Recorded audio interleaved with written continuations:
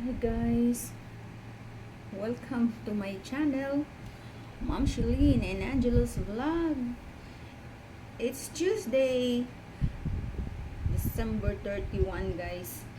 Kung alam nyo ba guys, talagang gusto ko lang makipagkwentuhan sa inyo. Iba, hindi talaga pwedeng mag-ano guys, yung mga yung ang tawag doon, nag-i-endorse ng isang bagay. Kasi ako yung hindi ako spontaneous magsalita, yung mabagal yung nakakalimutan ko yung ibang sasabihin ko, parang ganun. Kaya okay, hindi ko na lang ipipilit kasi gusto ko sana maging affiliate ba kasi para kasi para kumita ba sa halimbawa sa TikTok ganun. Parang naisip ko katulad yan ngayon, na may mental block na naman ako. Yung hindi talaga ako spontaneous, kaya hindi ako pwedeng mag-endorse, mag-promote ng isang item. Sorry, hindi para sa akin. Kaya nga mahina ako sa mga sales talk, ganun. Ang gusto ko yung ako yung nilalapitan sa tindahan, ganun lang, yung katulad ng sari-sari store. Kaya lang, siyempre wala na tayong napag-compare ko yung noon tsaka ngayon, na iba na yung lakas ko noon. Iba na kasi may iniinda na akong sakit ba. Madali akong mapagod sa likod, ganyan, sumasakit ng likod ko. Anyway, ang aga kong nagising guys, maaga akong natulog kagabi. Tapos, maaga din akong nagising. Diba? Mga pasado alas 4 ng madaling araw. Tapos, nung pagising ko, parang hindi na ako makatulog. Parang gusto kong matulog uli. Tinuloy ko, pero hindi na ako makatulog. So, hanggang saan dyan ay marami na akong naririnig na mga parang may nagpuputukan na. Diyos ko po, ang aga-aga may nagpapaputok na guys.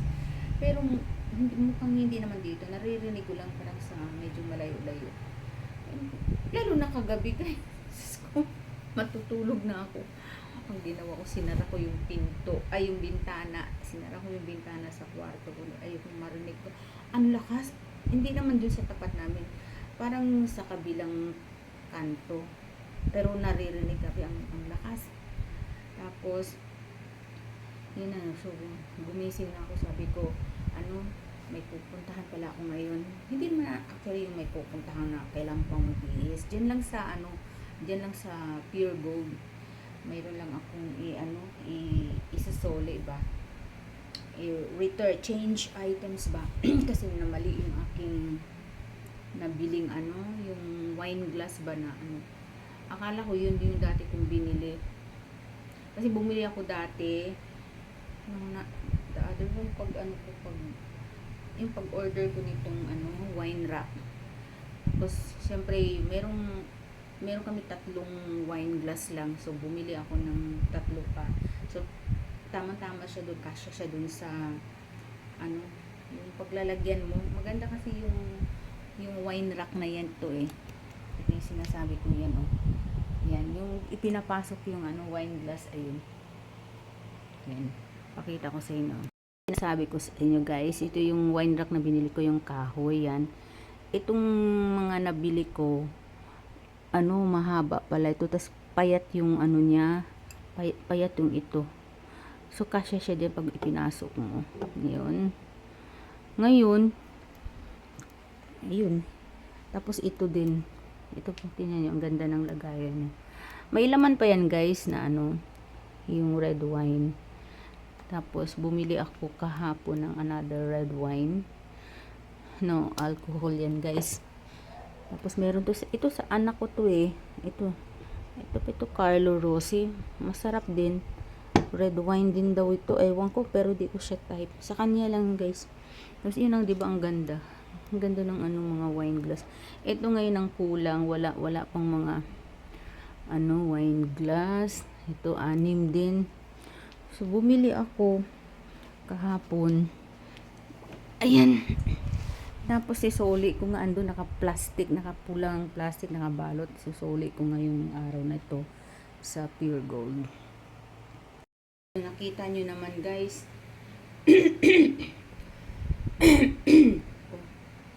Yan ang ayaw ko guys, i-share ko lang sa pag itong New Year guys. Sorry na po, pero ito lang po. Hindi ako bumabase sa yung pamahiin ba na open lahat ang bintana pag New Year. No, hindi ganun guys. Because of my asthma. Asthmatic ako. Mild asthma. Iyon ang nakaka-trigger sa akin yung mga uso. Kaya ngayong Pasko, sarado mga bintana, pati kung ano. Hindi ako naniniwala sa mga good luck o bad luck na ganyan guys. Pero isipin mo rin yung health mo. May ano na ako, may edad na ako. So, iniisip ko yung health ko tsaka yung health ng anak ko. Kasi nung nakaraan, 2 years ago, o 3 years ago, open talaga yung bintana namin noon. Na, kumbaga, nawala sa isip ko ba, akala ko hindi na ako ano, yung magkakasakit ba. Diyos ko, nagkasakit ako guys, kami dalawa ng anak ko after ng New Year, dahil sa usok na ano namin, dahil nakipag ano nga kami nung 31 na yan, nakipag ano kami dyan sa labas, nakalimutan namin, akala ko okay na ako, magaling na ako, yung pala naulit na naman. Yung same thing, same ano din yung naramdaman ko, na parang yung marang may nakabara din na hirap na ako. So, kung ano-ano mga iniinom ko na ng gamot, ayoko nang ma-hospital ulit, ayoko nang gumastos ng ng ng mga almost 50,000. Diyos ko, saan ako kukuha nun? Noon, may pera ako noon, may savings ako noon. Siyempre, nagastos guys. Tapos, unti-unting naubos dahil yung gastos dun sa Bohol. Kahit pa paano gumagastos din ako dun sa Bohol guys, kasi kulang yung pera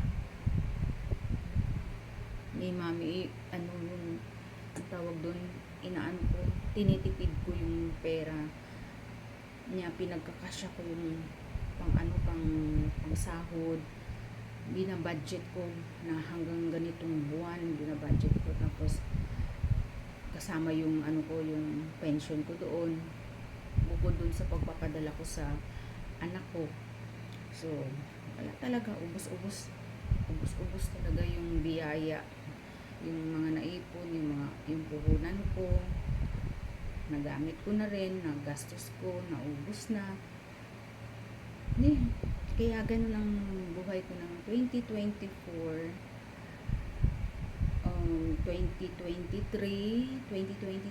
and until 2024. Yan ang mga struggles sa buhay ko. For me, personally sa akin, iwan ko dun, pareho siguro kami ng sister ko din. Kasi umuwi kami ng kapatid ko, pero naiwan ako doon sa Bohol. Nung bumalik yung kapatid ko dito sa Manila, naiwan ako sa Bohol. So, solo ko lahat ng mga struggles, yung hirap sa kalooban, pero kinakaya ko talaga. So, ngayon ako naniniwala na, sabi sa akin ni Mami, you're a very strong woman. In spite of the struggles, mga trials, nakakayanan ko both mentally, spiritually, but not physically. Kasi madali akong magkasakit. Konting, yung mag-iisip lang ako, pumapayat na ako. Madali akong pumayat guys, basta may problema akong iniinda, yung iniisip. Hindi mo kasi maiwasan, hindi mo isipin eh. Alam ko yun, kumakapit ako sa Diyos talaga. Pero, kumakapit ako sa Diyos, pero hindi mo maiwasan na hindi mag-isip eh. Kaya ganun ang ang naniniwala ako ngayon sa mga naalala kong sinabi ni Mami, na you're a very strong woman sa dami ng dumating na mga unos sa buhay ko. Ayan. Yun lang guys, gusto ko lang makipagkwentuhan sa inyo kasi parang gusto ko lang ilabas yung andito yung parang gusto kong umiyak, ganun. Pero being alone, being single, masaya naman kasi I'm with my son. Yan, mayroon akong kapatid. Pero yung parang nakakaramdam ako ng parang emptiness, ganun. Kaya ako lumalapit lalo sa Diyos. Ayokong mapariwara ba, ayokong magpadala doon sa emptiness, doon sa parang a little, may konting lungkot, ganun, may konting kirot dito. Pero hindi ko inaano yun, hindi ko, pinapalagpas ko lang. Pero pag napag-uusapan, hindi ko mapigilan hindi umiyak. Kasi, syempre, siguro hindi ko pa rin, namimiss ko pa rin yung asawa ko. Hanggang ngayon, andito pa rin siya, namimiss ko siya. Lalo pagka Christmas, we're very happy noon, very jolly siya. Masyadong mabiro, ganun. Namimiss ko yung mga yakap niya, yung pang-ookray niya sa akin. Yung ganun, guys. Doon na kung saan sana napunta yung ating usapan. So ngayon, anong oras na ba? 6:20 na. I'm planning to have live at 7 this morning. Tinatapos ko lang. So, marami tayong pag-uusapan. Nalulungkot ako kasi yung aking mga, hindi naman actually lungkot na lungkot. Hindi naman kasi, okay, kung meron salamat, kung wala, di pasensya. Nasira yung TV, hindi na ako makapanood sa TV, nasira na naman yung first time, nasira yung, hindi ko alam kung remote o yung wifi, kasi kung wifi, nakakapag-connect naman kami. Ito, naka-open yung laptop ko, nanonood ako ng video ni Simply Race, yan, inano ko lang, tinanggal ko lang yung yung sound, hininaan ko lang para di marinig kasi may music ba. Ito yung pinanood ko kagabi na hindi ko na natapos dahil mahina yung connection ng yung wifi. Tapos yung TV namin hindi ko na Diyos ko, binilhan ko pa naman ng yung set-top box na para maging Android, para makakonect ka sa YouTube kasi may wifi naman. Hindi ko mapanood dahil ayaw ma-sense. May din may yung remote, hindi ko alam, hindi ma-open. Di Android na siya, kaya lang yung pag sa connection ba, hindi ko alam kung anong problema dyan. Either yung may sira yung remote o kailangan pang palitan, kasi 3 months warranty yan, hanggang February yan, guys nga. So hindi dumating yung si kuya kahapon na mag-aayos sana niya, hindi siya dumating kamo. Siguro darating siguro kasi may nag-miss call sa akin, hindi ko naman na-attend, hindi ko narinig, baka siya yung tumatawag o hindi ko alam. Tapos hindi ko naman na siya istorbohin kasi New Year ngayon, baka busy. After New Year na lang siguro. And at the same time, pupuntahan ko ang PLDT para i-report. Hindi na ako makatawag sa PLDT dahil putol yung aming telepono. Hindi ko alam bakit naputol at nawala yung niya, yung parang pinakasaksakan. Hindi ko alam kung anong ginawa ng anak ko. Tapos yung Nova namin na upgraded na para mas malumakas yung wifi namin na Nova. Yung tapos magda-download ka ng Tenda apps sa cellphone mo. Hindi ko maintindihan, kaya magpapatulong ako sa PLDT. Ano nangyari PLDT? Ganun pa rin, lumaki yung binayaran namin, pero yung Nova nyo wala ng service. Hindi na siya mag-connect sa ang wifi kasi namin, bali dalawa yan. It's either i-connect mo siya dun sa isang password or dun sa isang bali dalawa yung password yan. Yes, alin doon sa dalawa. Kasi bali dalawang wifi, ano yan isang home fiber at isang yung sa Nova. Ganun. Tapos bali dalawang password. So ayaw na niya makonect sa Nova. Wala nang silbi. Binayaran ko yan. Kaya i-report ko sa PLDT after New Year. So bumalik siya sa doon sa isang password. Bumalik siya sa isang password namin na yung Billie Eilish ba yun? Kasi anak ko yun yung favorite singer niya yung si Billie Eilish ba yun? Ayun. Kaso doon na nagko-connect, ayaw na siya, disconnected na siya sa Nova. Kaya Baka, pero itong TV ko kasi, itong YouTube Android, sabili din daw to nakakonect, pero how come na hindi makonect, yung hindi na talaga for how many days na, magwa 1 week na siya. Kaya nalulungkot ako kasi mas gusto ko kasi manood doon kasi malaki, dahil alam mo na gusto ko yung malaki, dahil alam mo na may diferensya yung mata ko, mahina yung mata ko sa malilit, di ako makakita masyado. Ang nangyari ngayon, nasa laptop na ako ngayon nanonood, kung laptop ko naman, kailangan pang naka-open yung laptop ko, nanonood ako ngayon. Kinontinue ko lang yung pinanood kong video ni Simply Race. Yan. Tapos ngayon, sobrang maaga pa. Umuulan pa, guys. Diyos ko. Hanggang New Year, maulan talaga ang Pasko natin, New Year. Umuulan ngayon, kaya maya-maya, ibabalik ko sa Pure Gold yung isusoli ko. Change items lang naman yung sa wine glass, mga mamayang after na ng live ko, magla-live ako ng 7 para meron naman akong yung ma-upload sa ko YouTube, kasi minsan hindi ako nakakapag-upload sa long video. Minsan kasi minsan tinatamad kasi din ako, guys, gumawa ng mag-video ba. Minsan pa nagluluto ako, minsan tinatamad ako kung wala akong sa mood mag-video ba. Gusto ko dire-diretso, tuloy-tuloy. Kaya sorry na lang sa pagiging affiliate ng TikTok. Hindi ko na siguro itutuloy. Nahirapan ako, pinag-aaralan ko kung paano. Bakit ganun? Very spontaneous sila magsalita. Kung saan nauwi yung ating usapan. Yun nga, kwentuhan nga tayo, guys. So, ngayon, dito na ako nanonood. Naiba na naman. Naiba na naman yung kwento. Dito na ako nanonood sa... Kahapon, nag-start ako dito manood. Nag-start ako manood. The other 2 days ago na. Pangatlong araw na ngayon. Pangatlong araw na ako nanonood dito sa laptop. Siyempre, super bagal din nitong laptop. Bago mag-start. Super bagal. Ay, naku. Ayan, tapos na. Tapos na yung Simply Race, wala akong naintindihan. Ulitin ko na.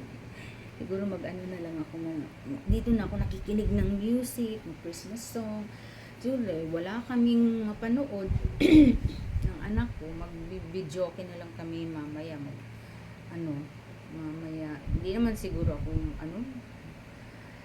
hindi ko kayang matulog.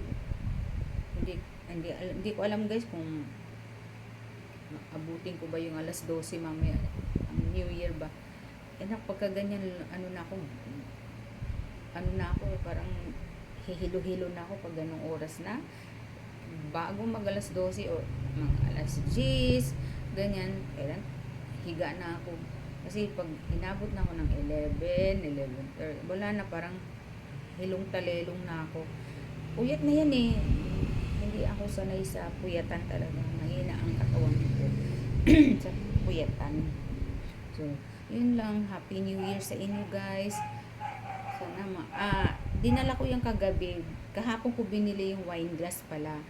Tapos, hinugasan ko pa, tinanggal ko yung mga yung tag price niya.